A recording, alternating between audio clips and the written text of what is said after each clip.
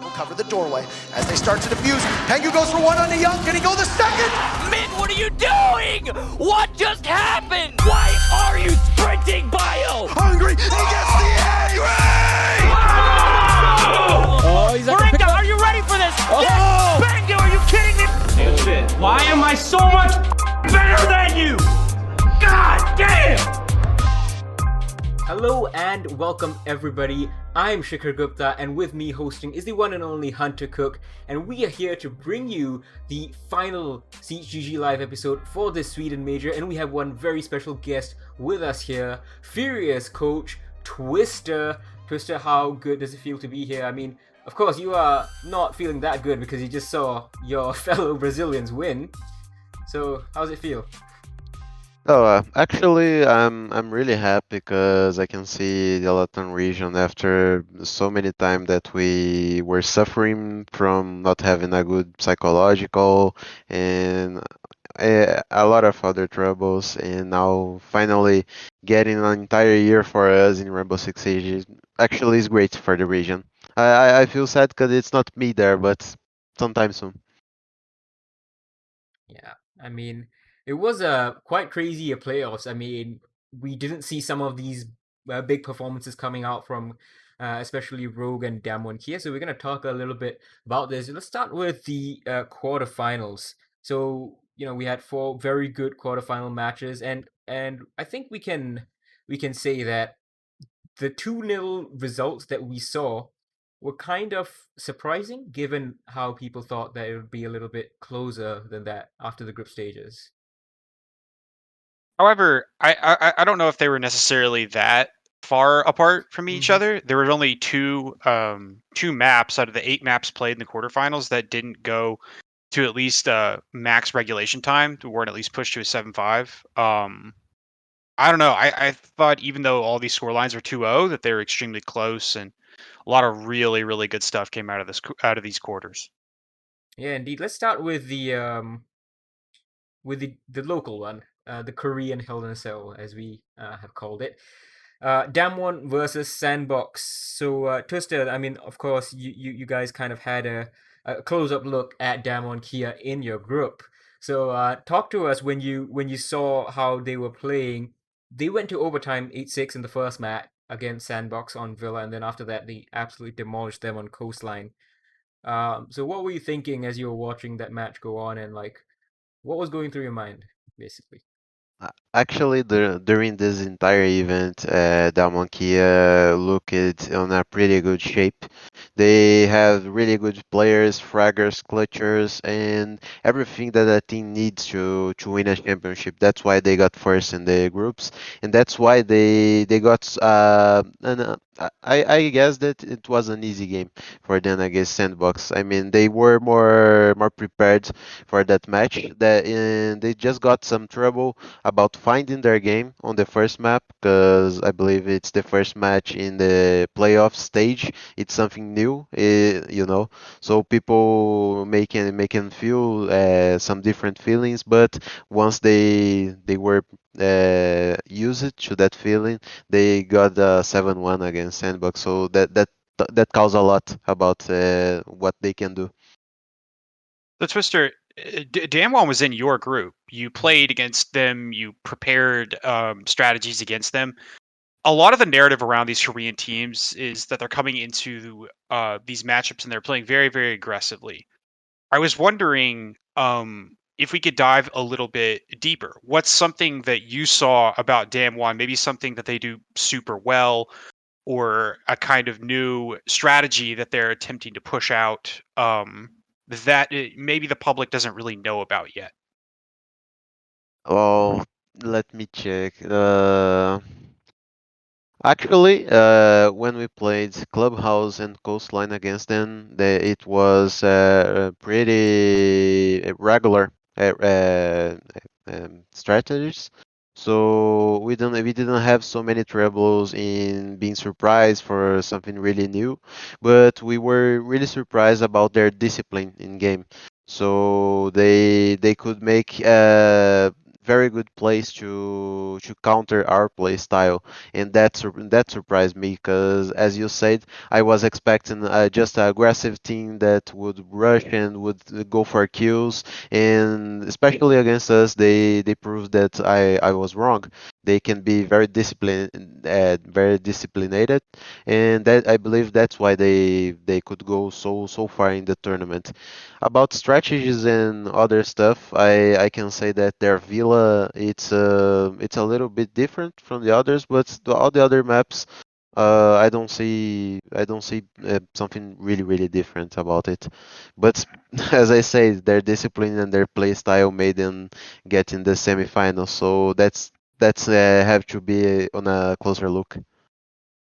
Yeah, that kind of Definitely. reminds me that the kind of narrative that we have against these Korean teams now, the APAC teams, kind of reminds me what people used to think about LATAM before SI 2020, wasn't it? Like, oh, Liquid only won Season 7 because of Lion, they were just rushing everything, and LATAM is only aggression. So, do you kind of see that same kind of progression, that same kind of footsteps that LATAM did to legitimize itself as, oh yeah, we are a very good region? Do you think Yeah, APAC is doing exactly the same, or a little bit for different? sure. I mean, they are writing their whole history, but we can see some similarities that the same happened to us. People used to look into Brazil and say, "Oh, they are just some aggressive players with a lot of gun skill." And actually it's what the we could do on that time, and after the time we got experience, we were playing more and more international tournaments, and right now we are getting the results that we wanted. I believe APAC is on the same way. They are getting this experience, they are getting closer and closer to the finals, and sometime soon one of these teams can bite a final and finally win a tournament. Yeah, that is interesting. So that was, that was a little bit what we talked about the Damwon Sandbox. Now the next quarterfinals, now the next three ones, all teams you're very familiar with. First one, let's start off with the surprise, the big upset. Rogue 2-0 against Team 1. Did that seem plausible to you? Because you obviously are very familiar with Team 1. Do you expect that to happen? No, no. Actually, I didn't expect it because I was expecting a rogue that got an easy group and get to the playoffs because the group it was easy. I can say nothing but that. And they surprised me actually, and I believe that they surprised Team One as well. That's why they could close that match. I mean, I talked to one of the Team One players, and what they say about that game is that they couldn't play the game that they are used to. That's why they would not uh, they would not win that game. So I believe Rogue got a really good map veto on that match and made the advantage for them to close the 2-0. I believe it's gone to the third map and Team One could make it. Yeah, Chalet was the third. It's close It, though. it, it's interesting. It's interesting you say that because that kind of lines up with what I heard from the Team One players as well in the post-match press conferences and what I heard from Rogue. They really took Team One out of their game super well. Um, Team One excels at doing that as well. They are a team that if you allow them to play their game, they're very hard to stop. And originally, that was why I thought Team One was going to win. Is they do kind of the same similar thing. I just think that Team One has more, had more in the past, I suppose, like success doing that. But I mean, hats off to Rogue. They played incredibly, and it was definitely the upset. I feel secure calling it an upset. Yeah. But if they were Yeah. to play again and Rogue were to win, I don't know if I would call it an upset anymore. Yeah, it feels like the way that Rogue prepped, it's kind of what you guys try as well in like the BR6 to try and beat Team 1. Just try and make them uncomfortable. But the unfortunate fact is because you guys are from the same region, you're so familiar with each other, you kind of end up playing the same way a lot of the time, I guess. Yeah, I believe that there's a very specific way to play against Team One. I can't say that for sure to you guys. So, but what I can say is that Rogue found out the way that would make Team One not play their game. So that's why they managed to win that match, I believe. If Team One would play Rogue again, right now, I don't believe that they could repeat that formula. Interesting. Interesting. Yeah, that is definitely interesting. Yeah, and we lost a LATAM team. Big surprise over there in that quarterfinal, especially given that it was quite close. We could have seen very easily, as you said, map 3. Surely you think it would have gone to Team 1 for sure? Yeah, so I believe that that could we easily go to them, especially as I said, if we would have a third map, they would know more about the game. They would know how to play against Rogue, and probably will make it to the quarterfinal to the semifinals. Right. So that's Team 1 versus Rogue. Now let's get to the other the other one of the grand finalists that eventually made it there. NIP, they again, once again, 2-0, but 7-5 and then 8-6. So the same pattern. You have one very close regulation time game, and then you have an overtime game. And we saw Chalet and Coastline over here on this series, and Space Station just didn't look like they were close. Especially they made Coastline very close, but they didn't kind of look confident enough to take that map. At least it didn't instill that confidence in me. Actually, it's interesting that my perception about the game it was that Chalet was pretty closer than Coastline. I know Yeah, that the results can say that, but on that game that you saw, NIP trying to play Chalet against SSG, you got more round and round for each team, kills and clutches for everyone. So it's more tied match. And I believe that once SSG lost the Chalet, as I saw, they looked like they lost their confidence. They said, "Oh, I think the mindset was we need to win this map because we will have trouble in coastline, so we need to go to the third map." So NIP got big on the coastline, and I believe it was 5-2 yeah, or something like 6-3 that. in Yeah, the game, but then they couldn't manage to finish the map. That was the trouble. But I felt more NIP aggressive and yeah. confidence in the second map than the first one. The first one were more tight. Space Station had a really big, an uncharacteristic inability to attack. When you only win 3 attacking rounds over 2 games, that's a problem. NIP had 5 defensive rounds on Chalet. I'm looking at the stats right here. They had 5 defensive rounds on Coastline as well. When you are getting 6 chances to attack Chalet and you're only getting 1 positive result out of that, and you are getting what looks like 7 chances to attack on Coastline and you're only getting 2 positive results out of that, I don't necessarily have the knowledge to like go into that and break that down, but I have the cursory knowledge of the game to look at that stat and say, okay, something went pretty wrong here. Something was not working. There was something internal. We talked with Space Station after the game.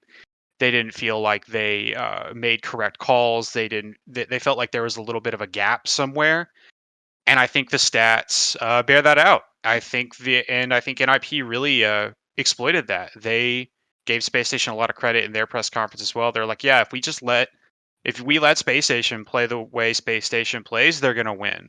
So they took the fight to them, and I think that's what you saw on Coastline as well, which is why they got so many of those defensive rounds. It was a really close game. I'm moving back and forth between the NA Hopium and Copium. I think for some teams it definitely is as bad as what people are saying. For others, I don't necessarily think it's that bad. Losing 2-0 in the manner that you did to a team that just went to a grand final and pushed it to a map 5, team that won 6 Invitational earlier this year. I mean, in a bad is the meme of the tournament, but I don't think we can slap that label on Space Station.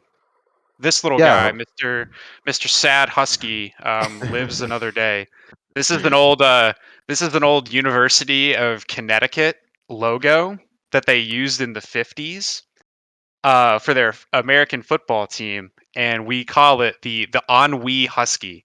Look at his dead little eyes. You have That's so no sad. idea. You have no idea how many existential crises this guy is going through at any given any moment. He doesn't know what's real and what's not. I don't think Space Station are at Ennui Husky level. Not yet. No, no, no, I feel bad for it. I don't think that the meme about the N18s were on Space Station. I mean, they played really good. Truth groups. It was the group of death. I mean, the bad memes about it. It was more about the other teams in every other group. You know, and when you got 3 teams getting slapped in the phase group, something's wrong. Yeah. Not with that teams, but with the region. Hmm. Yeah, like I think so too. And that dissection is going to come later. There are parts about North America struggling that are true. There are parts that I don't think the data bears out. I think they're just things people say.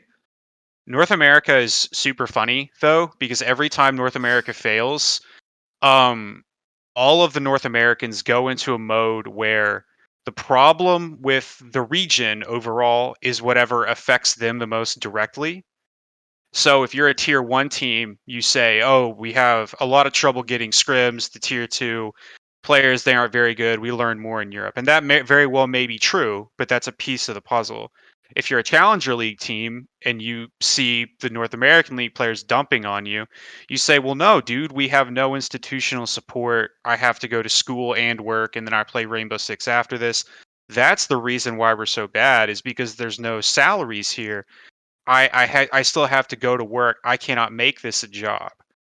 And it is immediately everyone else's fault but yours. And I think it's a mix of all of it to varying degrees. Like, it's probably true that North American Challenger League isn't as good as Europe EU Challenger League.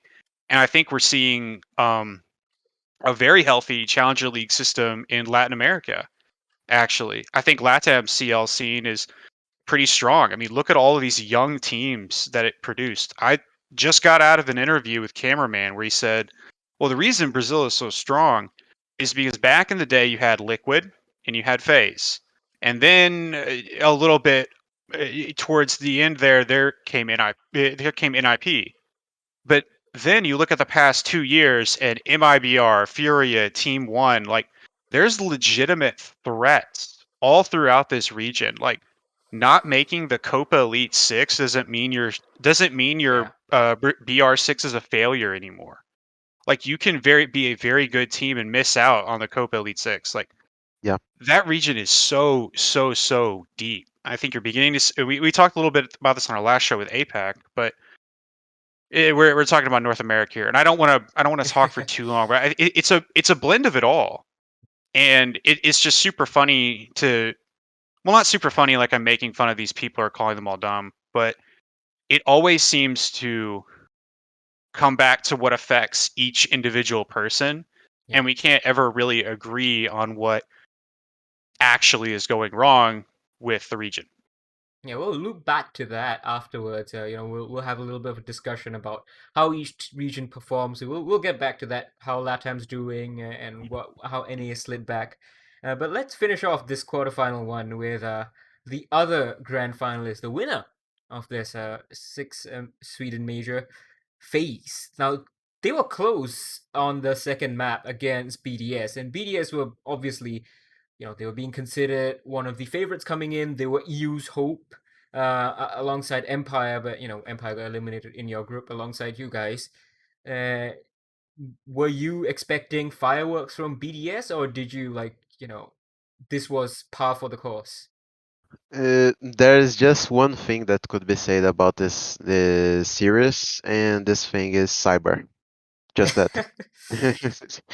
Cyber was insane during this whole tournament, but especially on this match, he made some things, especially on this in the first map, Bank, that Yeah. some people could not make it. I mean, I remember a round that he was a Mozzie on the top floor, and he got like 2.5 minutes from the attackers Oh just yeah. running around, and you can't make it on a professional level. If you are a team that are attacking, you have to clean the map and get the area as sooner as possible. And if you get 2.5 minutes just to pick one guy, so that guy just won the round for the defense, and that's what Cyber was doing on the game. So what I can say, it's he was making the life of BDS really hard. What makes a team struggle to clear out one player like this? Because I mean, if you think about, like, if you just sit down, like I sit down here in my nice little home, and I just think, oh yeah, just put one drone in. You live drone your Ash, or you live drone your Zofia, you live drone your entry, put your second entry on the pinch, and you send in some utility and you clear them out. Why is this? Why does this become so hard? Because these are very good teams. Why has it become so hard for them at this level? As Hunter said before earlier, some things the attack in Rainbow Six Siege, it's difficult and it's hardest than the defense because you need some game knowledge from the map and from what you can do with something in the map, and you need team play for doing all this stuff. So when you don't have one of this, you will fail in trying to do what you need to do in the map. You have to have both of this stuff, and you still need some kind of lucky as well. Because That's true. sometimes you have to some trick with the drone, and you get the guy trying to pick the drone, and then you can get a kill. Or sometimes you get the guy just not hearing you, and you can get the kill. And there's a lot of stuff. So the defense got more easier for the teams, just like Cyber did, because you just have to hear from where the attackers are going, and sometimes you have the calls to just to wait for the attacker to come and you kill him, while the attacker have to clean areas, have to be careful, while the defender area is him. So that's why I imagine that BDS couldn't make it on the attacks. I mean, they one of these three stuff were missing, especially in these rounds. The lucky was on Cyber side. Just a question, to kind of like wrap this up, because we've got a lot to talk about FaZe, so I'm going to focus a little bit on BDS again here. Um, is this a failure for BDS? Is this event gonna be considered a significant failure for them, that they couldn't progress past first round? Because right now it looks like the best performance was when they had RXWD on the team at SI 2020, and since then they haven't been able to replicate that form, with a worse, arguably a worse, because Bride replacing RXWD was seen as like, oh shit, this is what a change. So like, do we start calling this a failure now? No, I guess no. I think not, because if you would consider that a failure for them, so you can only consider a success for SSG, the SI that they won, because every other Mm, SI they just got knocked in the quarterfinals. So they are not progressing, that's for sure. But I believe all the level of the competitive scene have grown. So they are growing as well, but not growing as the fast enough. FAMs or as they would want. So that's that's my thought about it. They're one of the top 8 teams in the world. I, especially in the era of LATAM dominance that we're in, I don't think that's a bad thing. But also, I think what we expect from BDS is semifinals. At the very least, you expect them to go through to there. They've been there quite a few times. They're one of the best teams out of Europe. Shaiko is one of the best players in the world. Bride is one of the best supports in the world.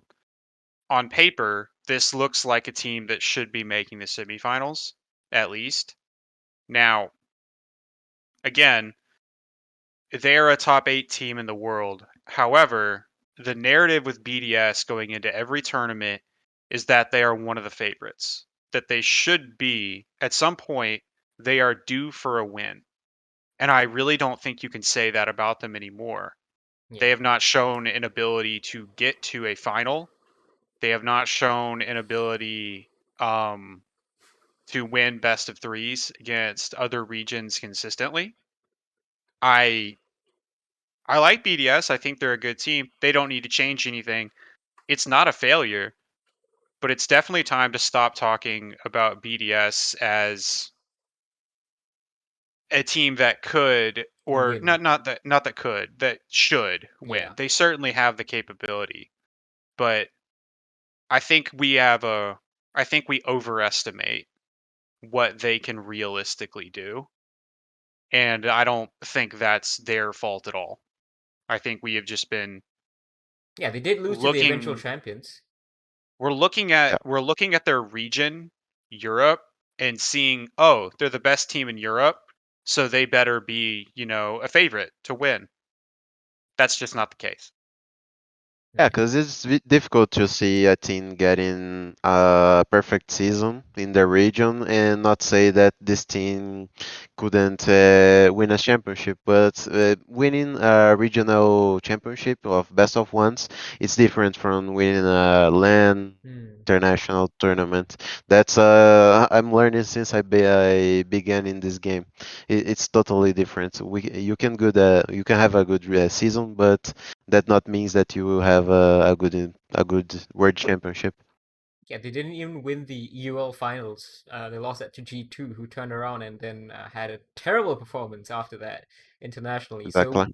I think maybe, as Hunter said, we need to reset our expectations of BDS. Maybe we need to also reset our expectations of EU. They were dominant for pretty much the entirety of the game until SSG came in and won that SI 2020 title. And after that, they have not really been at that level since, it feels. And speaking of European teams, Rogue went into the semifinals. NIP came in 7-4, 7-3. Didn't even look like Rogue were close to taking even a map over there. Yeah, I mean, this NIP and Rogue game just showed up the Rogue that I was expecting to see against Team One. No, it's true because I didn't. They made great for getting to the playoffs, but I was not expecting them to win a best of three, especially against the Brazilians. So NIP just came and said, "No, you are not going through this. We are the team to go to the finals, and you are far enough." Because especially right now, Rogi it's not in a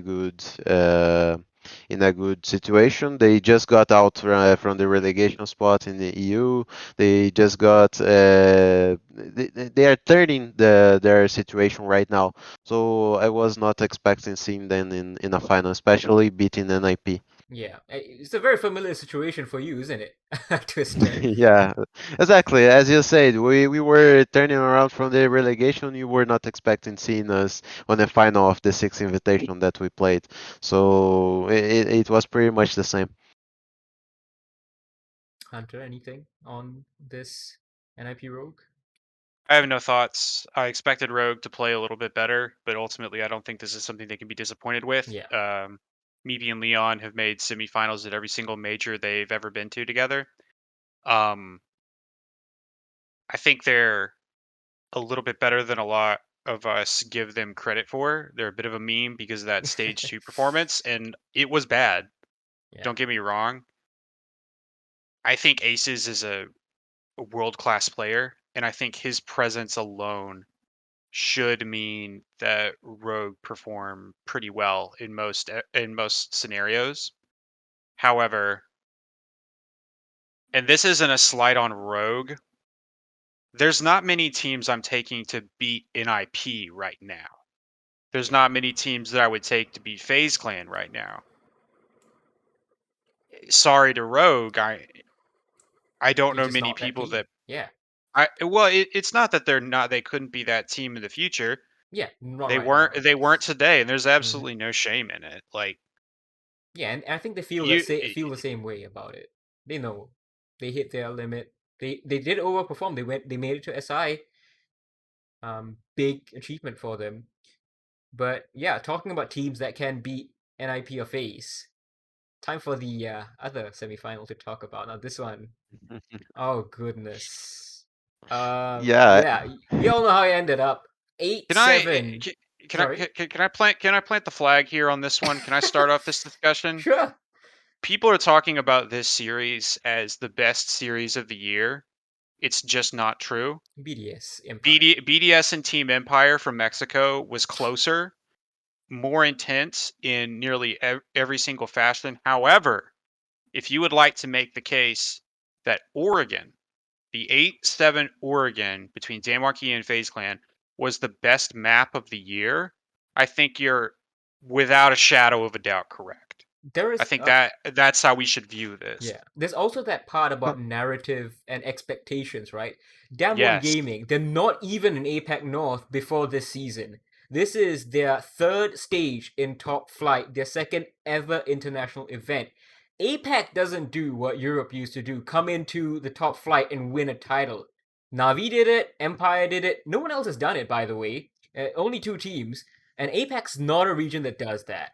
So for Damwon to get to this level, I see why people will overrate this game in that regard because there It's a narrative this game. yeah, Absolutely, it's a narrative game. absolutely. But sure. the performance, I think that's what you can speak towards more, Twister. You're very familiar with FaZe Clan. And Damwon They've now. yeah, yeah, and Damwon. Yeah, so these are two teams you're very close to. So talk us through 7-3 on Chalet, then 7-3 on Bank. What was going on in those first two maps when you were watching it? Oh, actually, on the first two maps that I saw a very good and consistent map from Damwon Kia in Chile. They did the homework about studying the phase game and what they could do in the map, and just play the correct game to counter them. I believe their bases were pretty good on that map. That made them have really good rounds, have really good time on that map. And FaZe were not that good. I mean, you got Bullet, that was one of the entry fraggers on that first map. 0 and 10. 10, 0 and 10, 0 yeah. 10. Yeah, so that's something that make everything harder for the team when you get your entry fragger, your guy had that need to get space to get kills to make the round easier and on that situation. But after that, what I saw from them to on bank, it was they were playing a map that they didn't know how to play it, so they were trying something different. That's you saw Rin in Smoke on the Yeah, stairs trying to pick I everyone. don't know. That you had Tachanka Missing on the every one of his lockers, shots. Yeah, missing every. So that was my feeling about Bank. I mean, FaZe played really good, but it's a good map from them. It was the expected thing to see FaZe playing good, but I saw Damwon Kia playing a really bad bank. That's why it was a 7-3, on my opinion. But after that, on Oregon, oh I my just can god. say one thing again. Sauce. Yeah, oh, 4 1vx's, 4 clutches, and that last one, the biggest. He also got that 1v3 quad kill earlier on in round 3 for the first round. I mean, crazy stuff. Just before we go to Souls, because he was absolutely monstrous, you're very familiar with Astro and Cameraman. You coached them for a little bit, and Cameraman said that he basically took Bullet aside and said, look, Chalet is gone, move on, let's reset. Is that something that you definitely saw coming? That Cameraman has become that. I know he credited his MIBR time as changing him into more of that leader role, but what is your take on that mental reset? I mean, they are playing for like 1 year now, so I believe they have a good relationship with between them, and you got pretty experienced players there. I mean, four of the players on FaZe Clan played the game since year one, so that really help when you got some bad map as Bullet did, and once cameraman is one of the most helpful persons that I know in the game. I know that for sure. He came into Bullet after that match and said, "Man, just forget about that map. You got this." And man, in the second map, Bank Bullet just played really well, just like the first map. It didn't happen. So I believe this is something that a champion team needs. You have to get players that can reset. You have to get players that are 007, 008, and can turn the score, turn the score.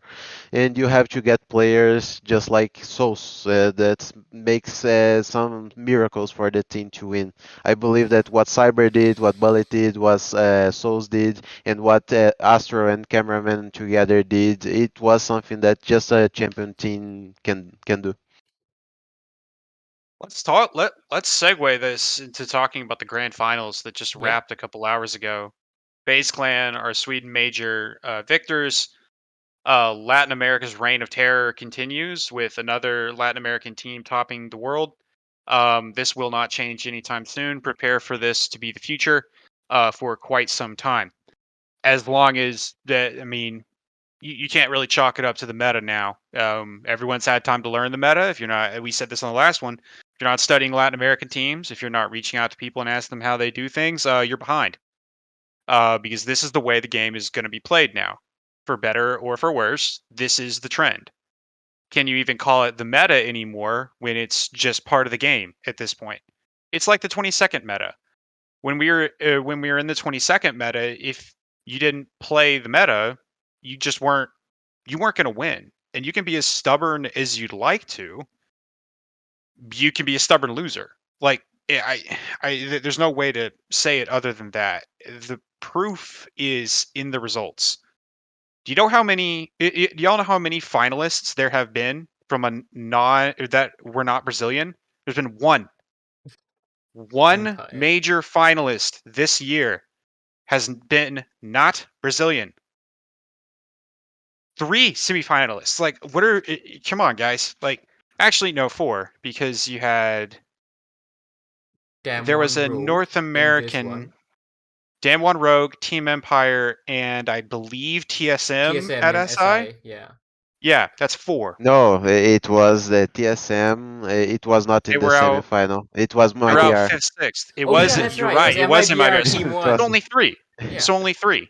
It just makes my point better. No, it's Brazilian dominance all the way down. This is no different. I'm really impressed with FaZe Clan's mental fortitude. Correct me if I'm wrong here. Best of fives are about which team cracks the least. Yeah. Ultimately, Rainbow Six kind of is a game of errors, and whoever makes the least errors wins the game. That's even more pertinent in a best of 5. Really impressed with their ability to come back down 2-1, staring elimination down in the face, and then putting up a 5-1 half. I Three think the times. story, yeah, the story of this tournament, or not of this tournament, of this grand final, was FaZe Clan pulling out an opening 5-1 half in the 3 maps that they won. Yeah. They got up early and they held on to their lead. I mean, for FaZe Clan on this final in this final match, I believe it was their redemption. As you say, the team that cracks least in the final, it's the team that will win it for sure. That's why you have to have that stars that I said. You have to have a cyber playing off out of their mind. You have to have souls to stop some rounds that were already lost in the beginning. You have to have cameramen to get all the team together to put everyone in the same mindset to go into a round that they were lost in the beginning.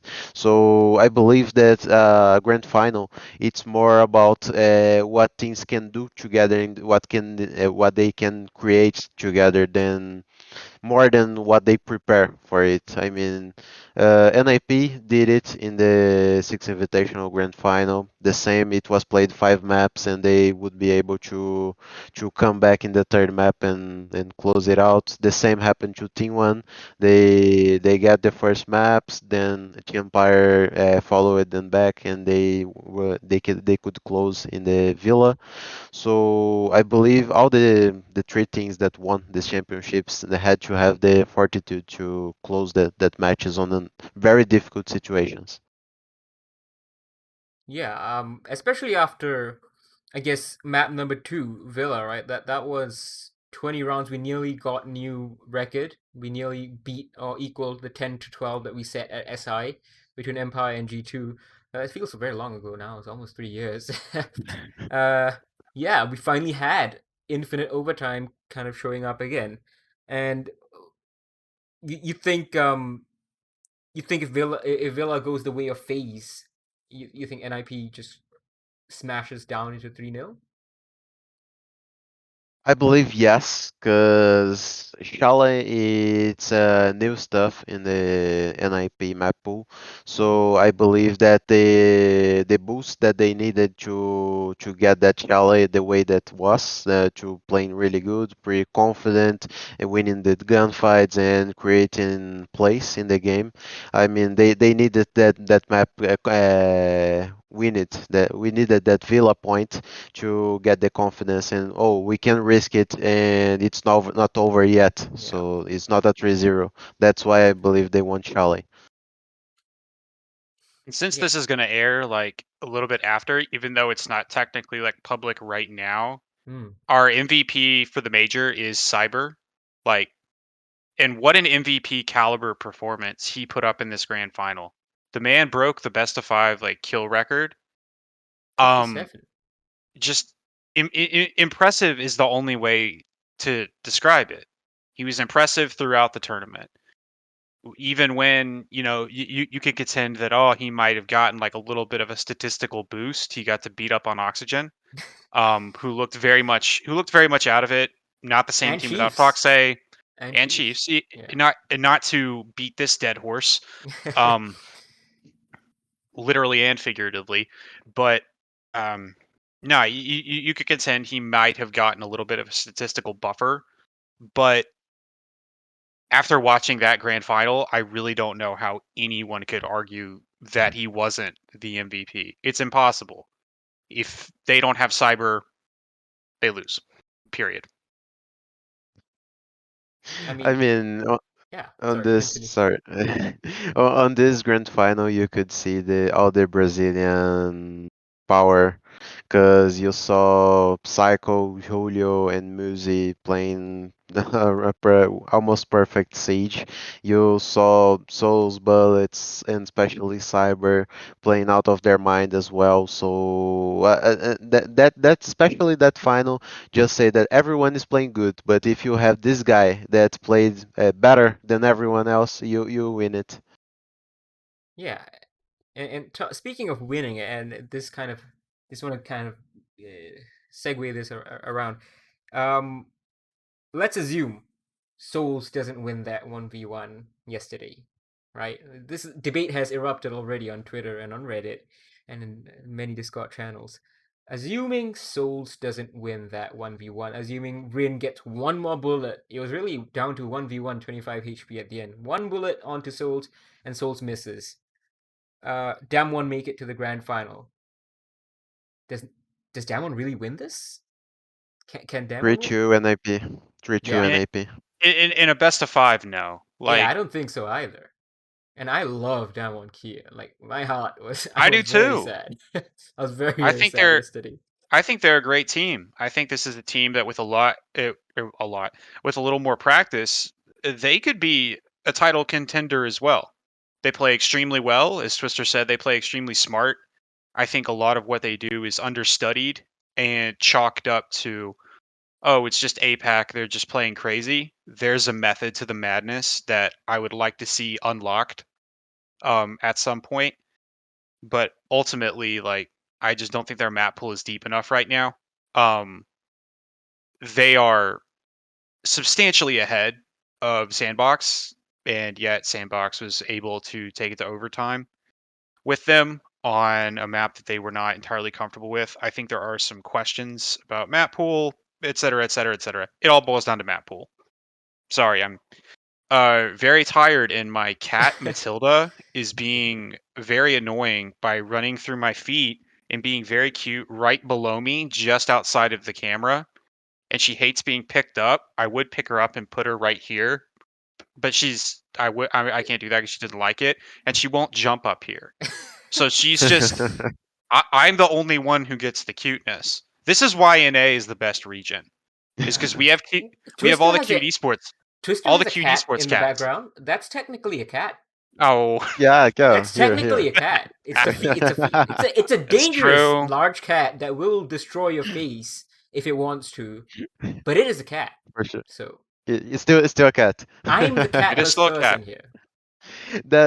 Talking about the best of five of possibly Damwon Kia playing there.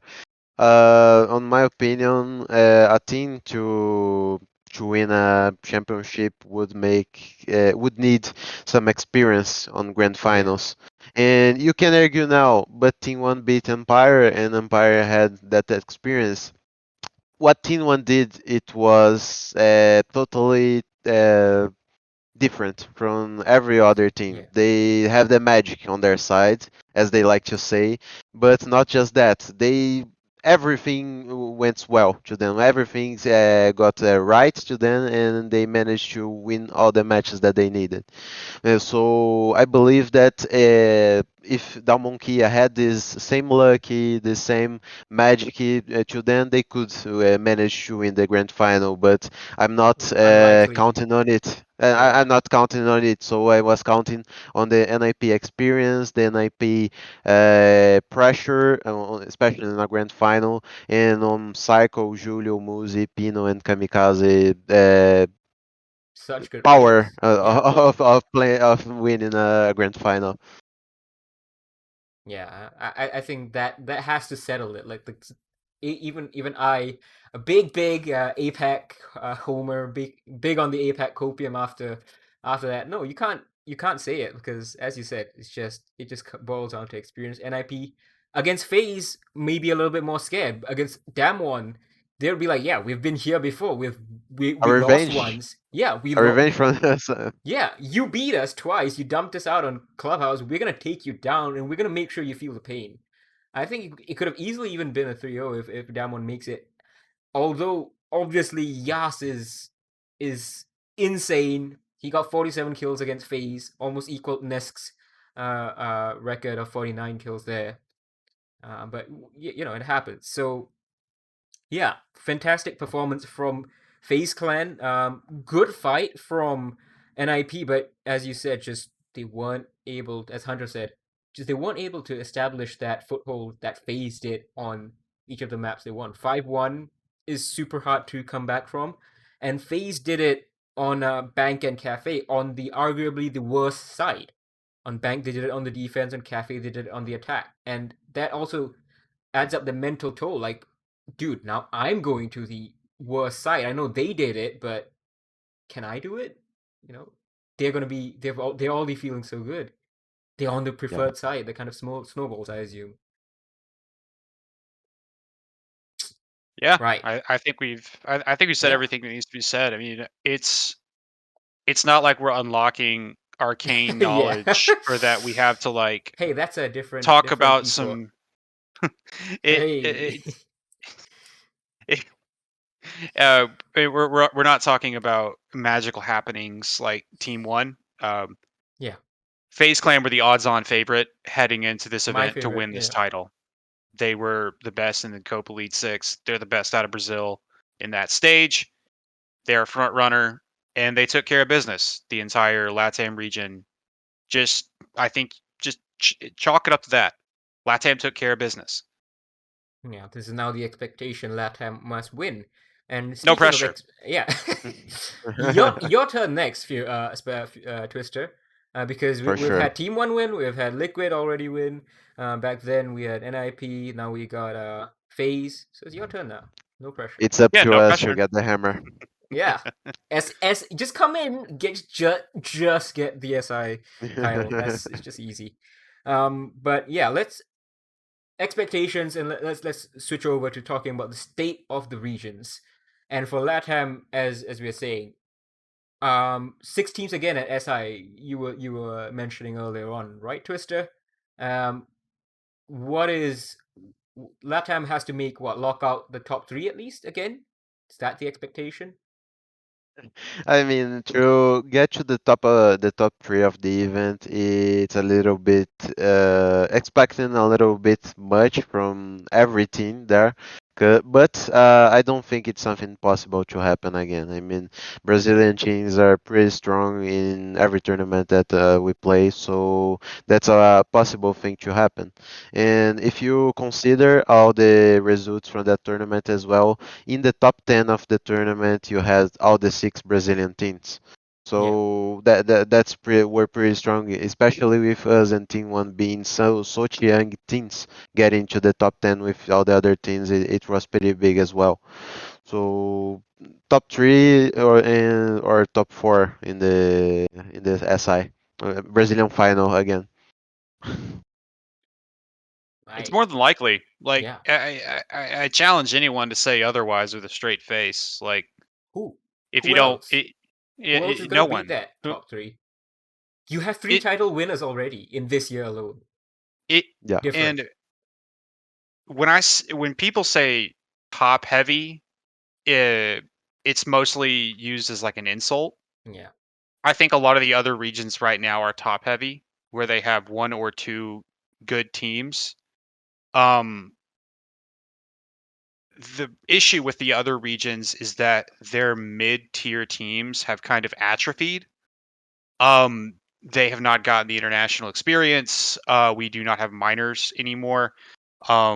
Where teams that weren't making majors, teams that weren't making pro league finals could go and get international experience. We don't have those. We don't have DreamHacks. We don't have the allied minors anymore. And that would normally be where a lot of these other teams would get to go and they would get to cut their teeth a little bit. They would get some of that international experience, meet other people, talk strategy. That's not happening anymore. Why would you share strategy with the other teams in your region if you are trying to be one of 4 teams to make it out, to make it to a major? You wouldn't. It would be insane. It would be insane to do that. It would not help you. It would not help your region at all.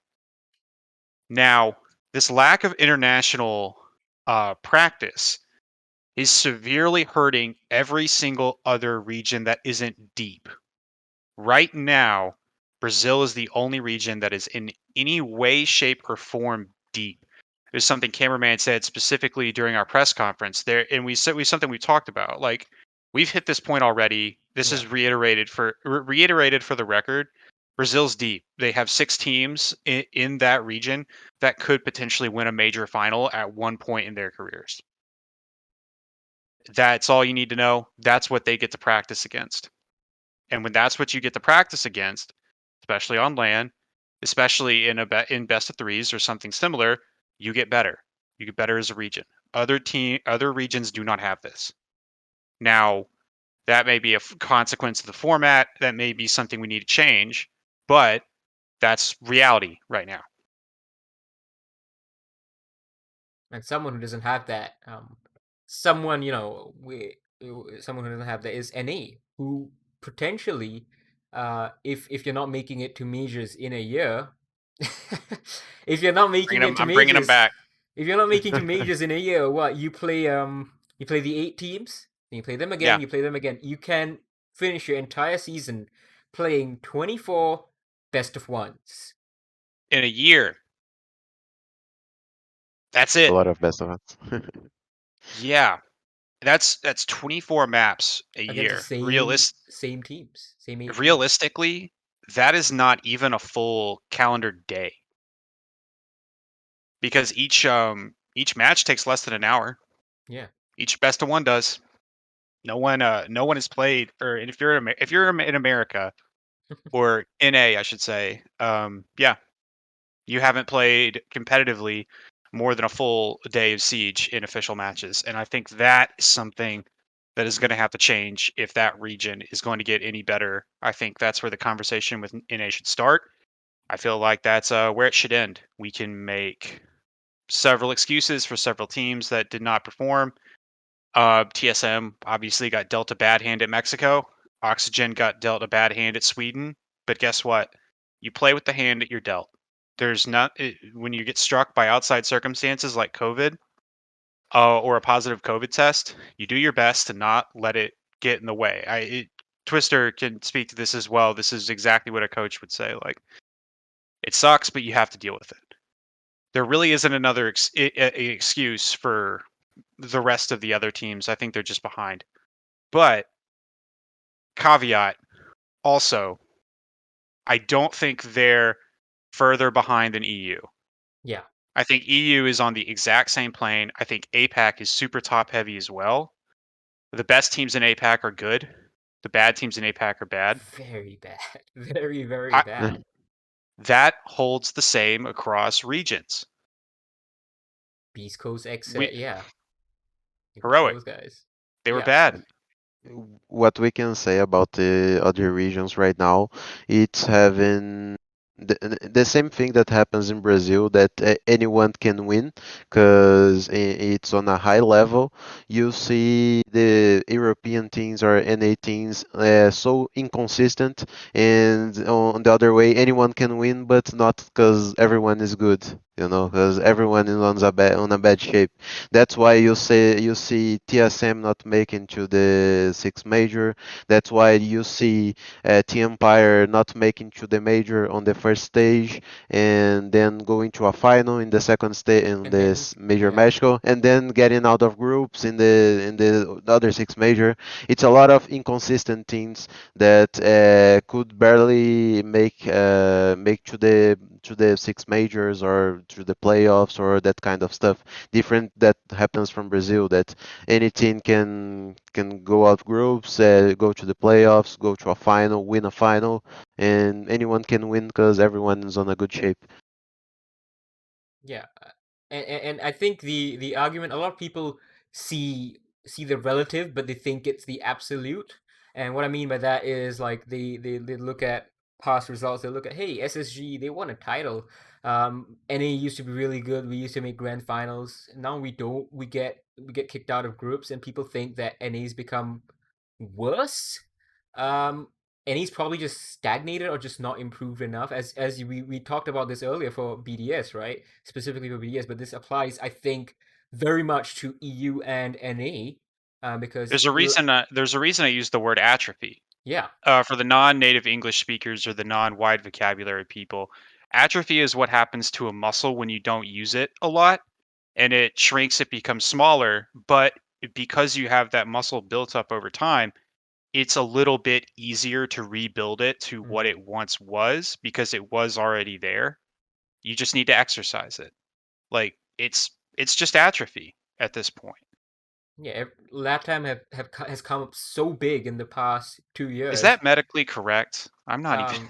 I I don't should know whether that probably is. stop. Yeah. I'm We are not, we gonna are look. we're not Dr. Oz. We're not Dr. Phil. Do not take your medical advice from us. Generation of cells gradually decline in effectiveness or vigor due to underuse or neglect. Wow. So I don't. Medical show now. I don't think. Okay, there is no precedent for that Like going actually back happening with easier. cells. That's just something I assumed. But either way, atrophy is a really fancy word that to You're not mean using it enough. stagnant.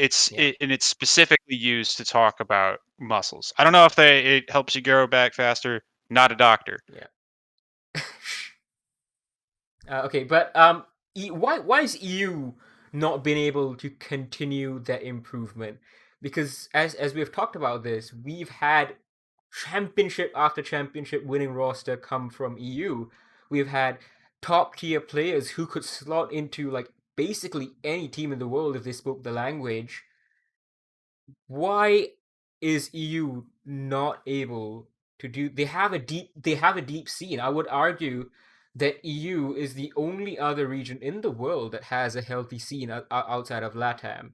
They have very good T2 teams, makers, not even in Challenger League playoffs, not even in relegations. They were at SI.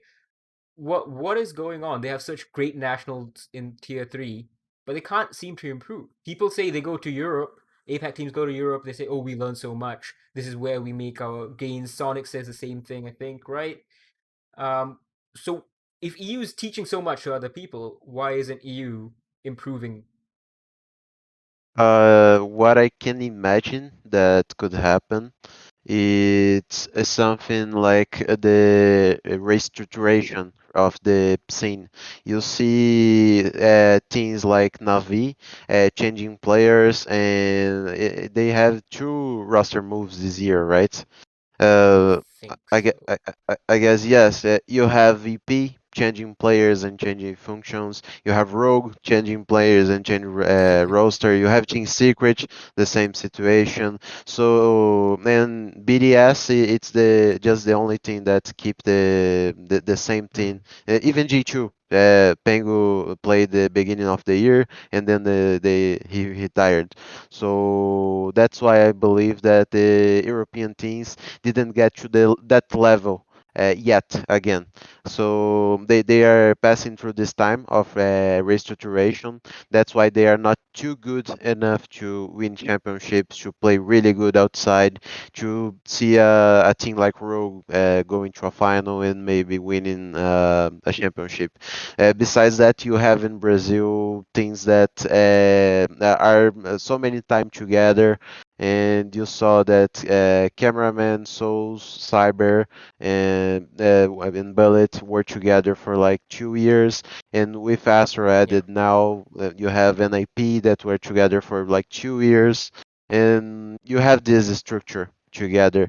So I believe that keeps the level of playing and integrity of the scene, so we could win championships. That's why it's not good enough right now, in my opinion, but they could be soon. Didn't FaZe do like a whole Yeah, roster the rework? whole mania that happened at the end of 2020, it kind of was it was kicked things off, and after that, Latam was there. So the perception I have, and I'm curious if this lines up. The other regions kind of like chip away at their rosters, where they'll Yeah. change like one player a stage, one player a stage, one player a stage. When a LATAM team implodes, it implodes. And everyone goes different directions, more or less. But like when a roster shuffle happens, it's big. No, what happened to FaZe? It's just we have to send everyone outside. We just keep Astro, and they bought MIBR roster. So that's why I said cameraman, so Yeah. Cyber and Bullet were together for a long time, and they just bought this lineup that were together for a time and just added Astro that already played with cameraman and could perfectly fit it. That's what happened. So it was not like a big roster change. It's just like a Mhm, team change. Yeah, the only mhm. Makes MIBR sense. bought Team One wholesale, and the only real team that really made a change, that really was pieced together, was Team One, the new Team One. Well, Liquid Complete. did too, Well, yeah, that's recently the recent very changes. recently. Yeah, Yeah. yeah. But just like Team One, absolute Latam rejects. Alamau, a nothing player before Team One. KDS rejected from FaZe, like wasn't good enough. FaZe was failing with him. But he comes in. Levy, I don't even remember where Levy was from. Neskin was from a tier 2 roster, wasn't he? Levy as well. Yeah, Levy as yeah. well. Okay, there They we go. they Both played of them. together. Yeah. So like Wasn't these Lagonis a streamer? No, something he like that. played at Black He Dragons. played. Oh yeah. Okay. Okay, yeah. But that he was a very Was he the different one who Black streamed a lot? Dragons. My brain is mush. So yeah, like these guys were nothing, and that is, I guess, the magic you're talking about. Like teachers and Lagones look at these players, and somehow, when no one else can see it, they see a championship title and they get it, which is even bigger. They back up the talk. So yeah. I think aside from that, even you guys, what it was like one or two player Bursa left as in the coaching, and then it was not much change as well. Yeah, well, on my roster, we got from last year. We had a lot of changes because we were not in a good situation. But for this year, we kept the base of the team: Landa, Miracle, and Heist. And Yeah. then we get these new guys from ranked from tier two the teams as well, Hair and Fancy, and they are doing everything that you guys were seeing they playing because we like to bet on new players, and that's something that worked for us.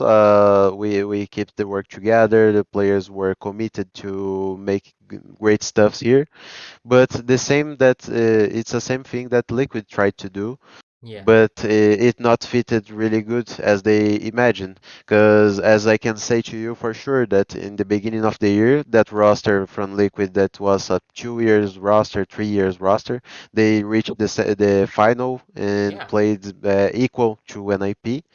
And now this all these changes that they made them not even make to the major. The sixth Sweden major. Though to So be that's the fair, same they lost to one of the same grand same thing to Europe. finalists. Yeah. Yeah. So I don't know. Yeah, the same thing to Europe applies, but Hunter, I know you'll have thoughts on this, so I'm gonna spark this conversation. Oh no. Yeah, I know exactly I think you know what I'm talking about. Latam bets on youth. NA tries the same.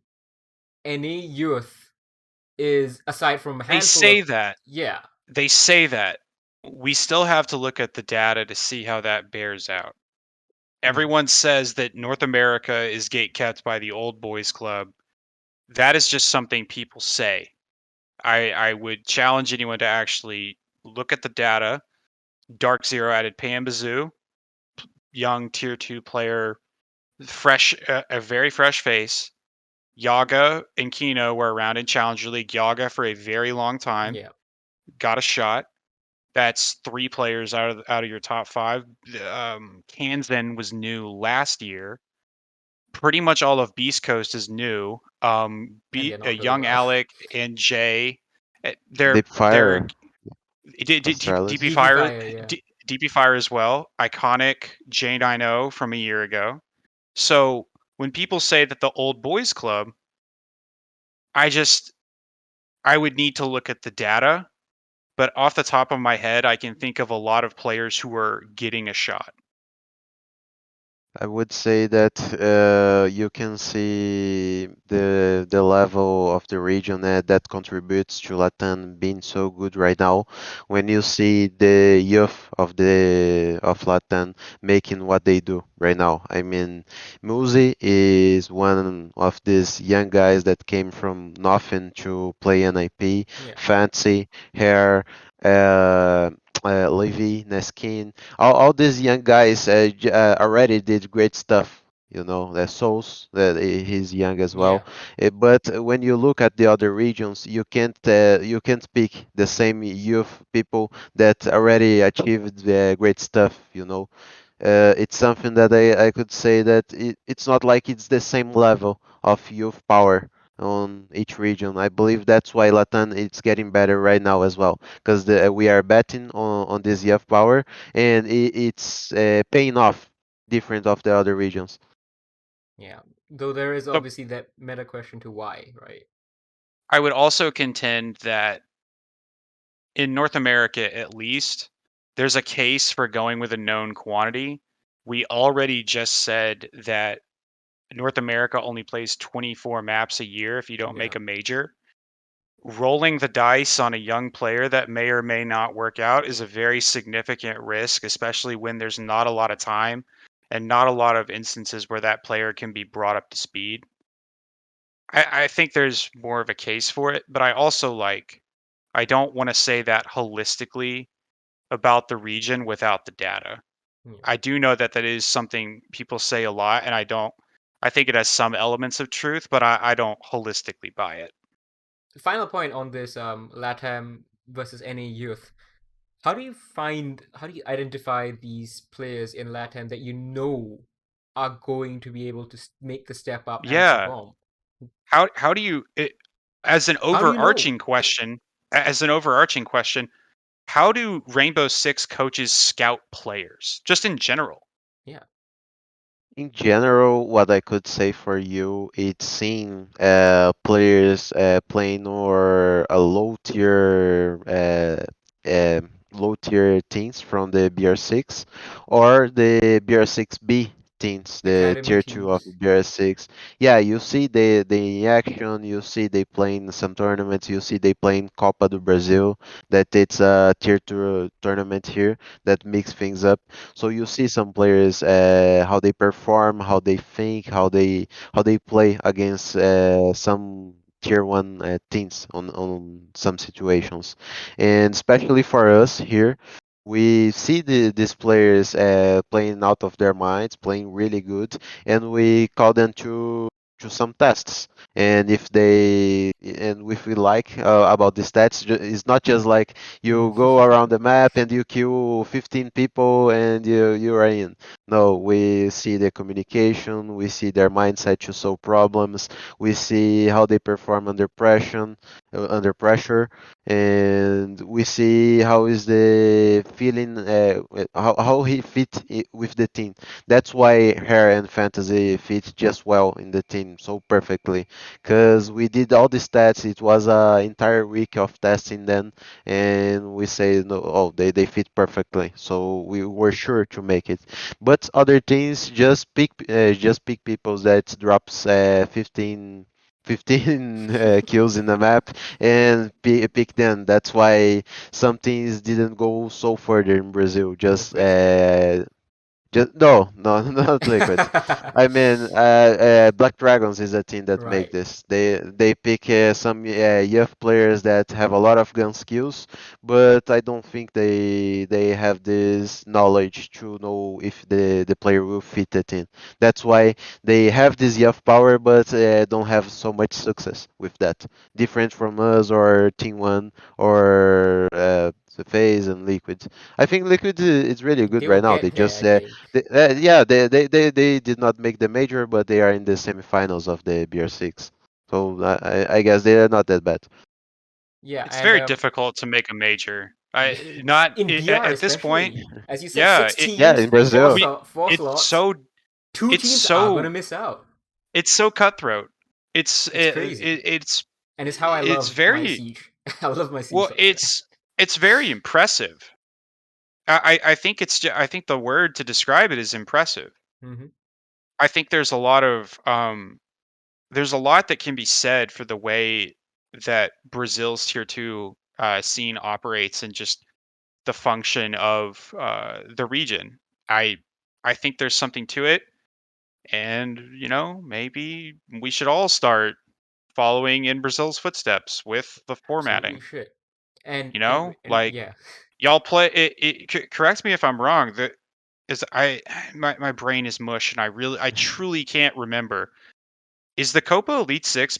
It has best of threes, right? in the playoffs. Just the playoffs. In the We playoffs, have two. yeah. We have two groups of best of ones, and then the playoffs. So you have literally practice in the exact same format the major is in. Majors, yeah, Yeah, which exactly. which is exactly what, yeah. Why would every other region not want to emulate that? I don't understand. Although I mean, there are maybe legitimate criticisms about the point system being added up, but like But the as an point aside, system, but the point system isn't what we're yeah, discussing here. exactly, So precisely. it's A team just the gets format. Like better. Exactly, a team gets yeah, better by doing this best of one, then best of one groups, and then best of three playoffs. That's how teams improve, I think.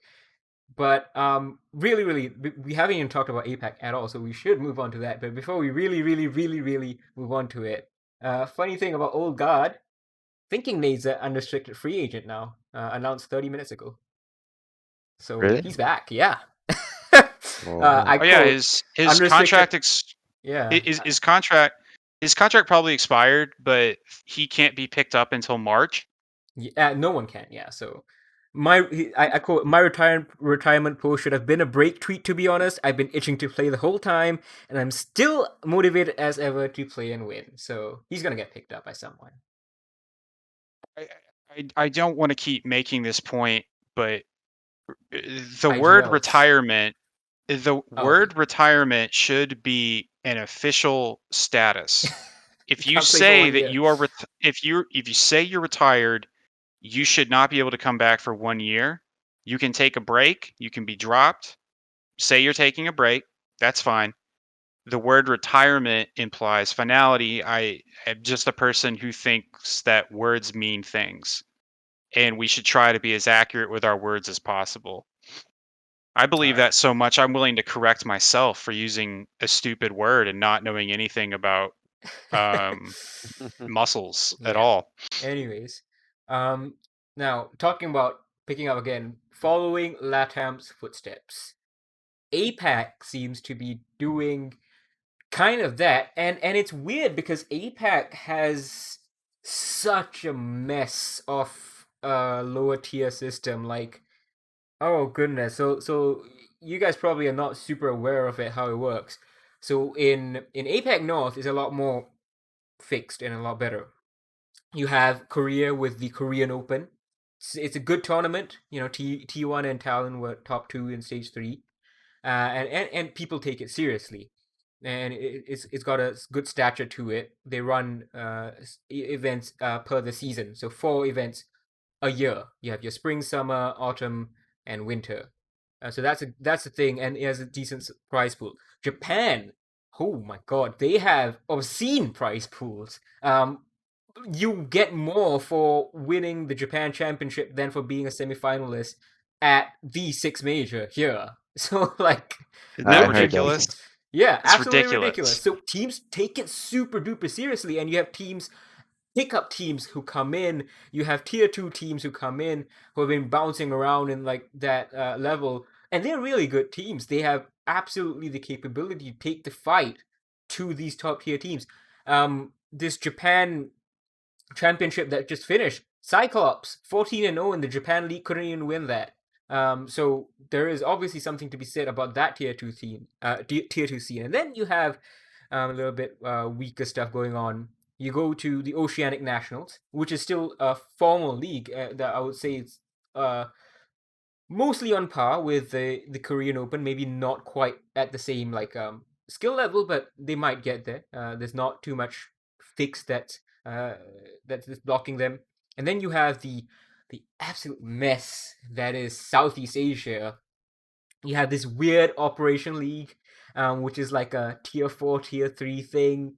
And then you go into this Southeast Asian Championship, but Thailand and Taiwan are separate from this 4 country Southeast Asia, and then they all feed in together, and then they go to APAC relegations. And like it kind of has a lot of weird stuff to it. So there's a lot of bad teams, and it's very hard to improve on that. Yet, so I've talked so much shit about APAC, yet we have one of the most single most impressive performance, in my opinion, from an APAC team at this major, being Damwon Kia. So, what is happening here? We were comparing Damwon Kia in the APAC situation to the previously Latam situation, and the same that I could say that Damwon Kia has a really good raw talent. They have a really good structure and they are disciplined. That's something that went a little bit better through all the other teams of APAC, in my opinion.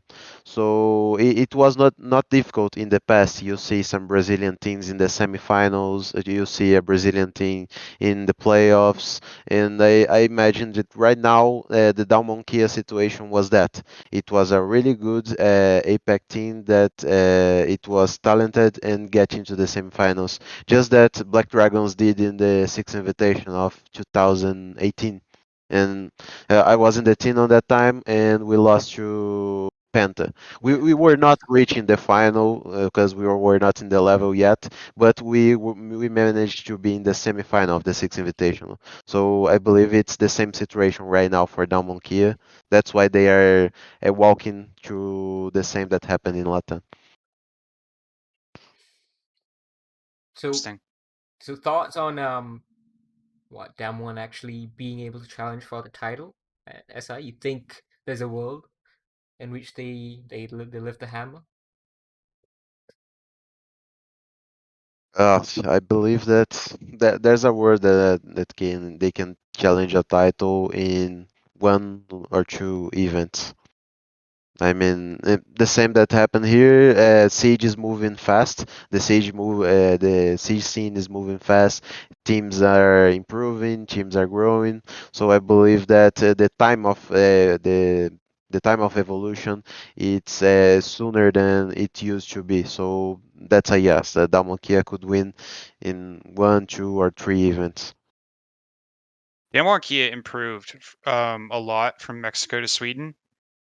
It stands to reason that they could continue improving. Improving on a semifinals performance would mean that yes, they have a chance. That's if they keep improving from here. I don't know where their ceiling is. Yeah. I think that's hard to tell without being like a part of a team. Like exactly where the ceiling is, like we can guess, but we'll never know. But I think they could. Also on the APAC region, it's kind of wild what happens when you give your Challenger League, maybe National League teams, something to play for. Kind of weird how you build strong teams when they have an incentive to play for something. Wow. Bizarre. What a concept. Incredible, huh? Yeah, that came out a lot more sarcastic and No, mean but than I yeah. wanted it to. But But what yeah, about the other it's APAC true. teams, right? Like IG, they obviously crippled at this event. Fnatic, no idea what's going on with them. They've dropped 2 of their players. They're not going to be at SI calls most probably, unless they do the whole Supersonics thing. Uh, who else? Chiefs, first event over here, first Oceanic team to be able to come here, and then Sandbox, kind of improving in lockstep with Damwon Kia. So is it just what? Is it just going to be Korea dominating because they have a good solid structure, or it's so hard to say. Even I, being from APAC, very intimately familiar with it, I don't know. And Twister, you might have scrimmed the other APAC team, so you might have a little bit of insight on their strategic levels. What are your thoughts on what they can do and where they can go? How much work do they need? Actually, I think that's not just a Korean thing that it's improving right now. You saw at the sixth major, very strong Cyclops, Mm-hmm. almost going to the playoffs and almost beating the champions of that tournament. So, and you have on the other tournaments back in the past, you had Norarango, you had Fnatic, you had Wildcard playing really good as well. So I believe Sam, it's a matter of time.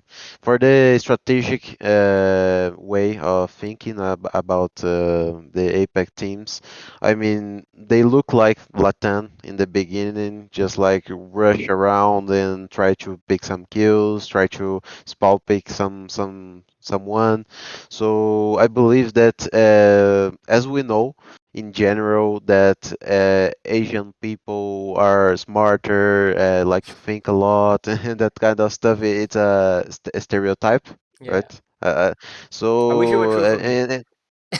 yeah, I don't know it's not true, but the people I know from Yeah. there, they are Hard aligned to workers, that. I They are guess. correct. Yeah. Yeah, yeah, hard workers. So that makes no sense about the way they think about gaming, the way they think about the Rainbow Six Siege. Because with that you have really good Korean teams in League of Legends. You have really good Asian teams in other MOBAs because it's more thinking games, it's more strategical games, and I believe that Siege could be that game to them.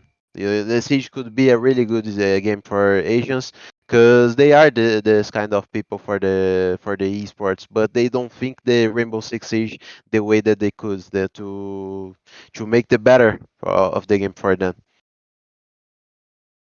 Interesting. That's an interesting take. We had this conversation, I think, a couple of days earlier, Hunter, about how Siege may be actually more of a thinking game that some APAC And teams Counter might Strike, prefer. Yeah, yeah. Then like Counter Strike, where like there's a reason why Asia is what other than like it's not Peru that or good in something. Counter Yeah, Strike. Yeah, It's like Tyloo is just the only team. Then you don't have other one. Tyloo and Renegades, I believe.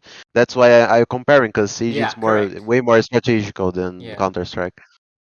Though yeah, I'm not too sure because I'm not very familiar with those games as well.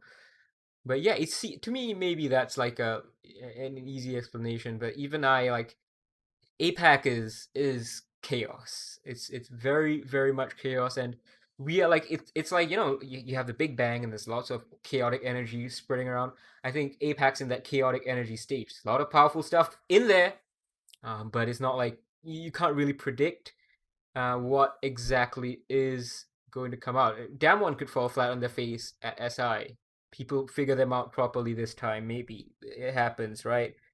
Uh, Someone else from APAC turns up. Sandbox maybe, CAG maybe. Yeah, I IG think big Damwon maybe. is I think Damwon is different. Mm-hmm. I think this is not a team that can be fundamentally figured out. Um, I think a lot of what Twister was saying about them rings really true. Yeah, Like this is a very smart team that can outbrain you and outshoot you. Like they adapt very, very well to stimulus. They make very particularly from what I've seen, and curious as to your thoughts as well, Twister. I think Damwon make very, very good mid-round adjustments. I think they are very adept, especially on defense, at finding out where the pressure is coming from and how to eliminate that pressure. You see them get a lot of kills on flanks. They set up for flanks really well. They're very good at denying intel from other teams. They are just an incredibly adaptive, very strong team in mid rounds. And I think that kind of style holistically leads to success over time. Yeah, This is not a dumb team. Being able to play well mid round and adapting to what an attack is throwing at you is a fundamental of Siege. They play that agreed too. very, very well. and then they back it up with frags. Like that the Yes. combination, right? You got your Yes, you got your Rin. Well, Even Coded as a support player comes in massive in a few rounds. they get Yas in the positions to Yeah, succeed, exactly. which is what good And teams do. he is good enough to capitalize upon that. Furia He puts fantasy in great positions to exactly. succeed. It's the same concept. Yes, may not be better than Fantasy, may not be better than Speakeasy, may not be better than Envy Taylor, but I think that team around him is just so good that Yeah, he shines a little bit better. Which is, I guess, also back to the earlier point. That's why Team One they look so good because their team structure, LATAM rejects come in different structure and they suddenly look better because the cohesion and the focus is shaped up better. They But play yeah, very unselfishly. yeah, Very unselfishly. that's true. But yeah, Sweden major. That's it. FaZe win. Cyber, your MVP for the entire major. LATAM continue their march. Furia the next in line at SI. This is gonna happen. Write the script down. APAC maybe, I don't know. Damwon makes it to the final this time. NA continues to be bad. No, I don't know. That one is we don't know. NA is struggling, but they have definitely the capabilities to make it back. So does EU. You just can't place that expectation of they're gonna make it, especially when you have 6 LATAM teams at the major. It's not even LATAM, Brazilian teams. Like there's Brazil, Brazilian. there's the other two LATAM sub regions. So I think that is just incredibly hard to fight off against. But yeah, I think that is pretty much it for this major. We had some very very strong players come out. Just want to, I guess, give a shout out as well to Rogues Prano. Seemed to have transformed the team with that pickup. Plants a lot. People listen to him on the team. Very good IGL. On outside, it looks like he's a very good IGL. Respected, listened to. So definitely, I think that's one player we haven't talked about. We talked about Yas. We talked about the FaZe players. We talked about aces and stuff like that. Prano, and I guess maybe we can a little bit touch on Hot and Cold as well. Not quite living up to billing at this event. I mean, That's it. I mean, it we happens. Yeah. we could it happened. It's looking like Hot and Cold plays very well domestically and has not lived up to the billing internationally. That could all change. He's only one been with event, Space yeah. Station. Yeah, he's been with Space Station Exactly. for 2 stages. I don't feel comfortable saying that like the team should be blown up or whatever, Oh yeah, especially absolutely. after. I mean, post-match press conference, Space Station were very vocal about their problems. Yeah, They feel and like it's they did not not a adapt player. well. Yeah, not Yeah, yet at least. So. it is not. Let me tell you this: it's not a personnel issue. Mm-hmm. It's not a personnel issue. Skies, Hot and Cold, Bosco, Fultz, like World beaters, as you widely said, championship winning team. widely respected players. It's not a personnel issue. Yeah. They had a rough turn. They had a rough game. Didn't have a bad tournament overall. Lots Coming of work second to in your do though. group's pretty good. Yeah. Yeah. To win, The there's a region, lot of work. Yeah. the region outside of Space Station has a lot of work to do, I would say. But yeah, I think that is pretty much it for this post-Sweden major debrief. I know every one of us is super tired. At least all 3 of us are now in our homes. Hope you enjoyed Sweden, Twister. We will catch you. We don't know when the next one. But yeah, we will catch you in a little bit with new episodes of SiegeGG Live, presumably when the US finals and all these EU finals, these events roll around. We'll get some guests on as well. Twister, has been wonderful having you, and that's pretty much it from us. Thank you very much. Have a good rest, and goodbye, everyone.